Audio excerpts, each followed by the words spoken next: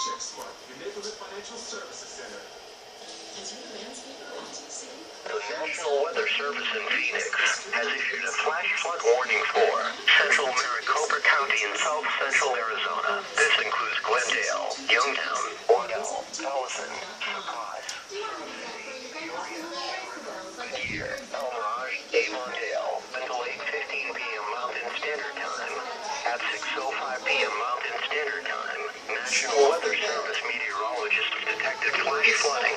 Locations in the warning include but are not limited to North Mountain Park, Desert Mountain, Metro Center, Desert Ridge Marketplace, Glendale Sports Complex. Oh, this storm is strong. Peoria, Camp Creek, Luke Air Force Base, Cave Creek and Carefree. Most flood deaths occur in motorized vehicles. When encountering flooded roads, make the smart choice. Turn around, don't drown. Excessive runoff from heavy rainfall will cause flooding of normally dry washes in creeks, streets, and underpasses, and detention basins affecting some community parks. Unbridged crossings will be especially dangerous. To report flooding, please relay your report to local law enforcement.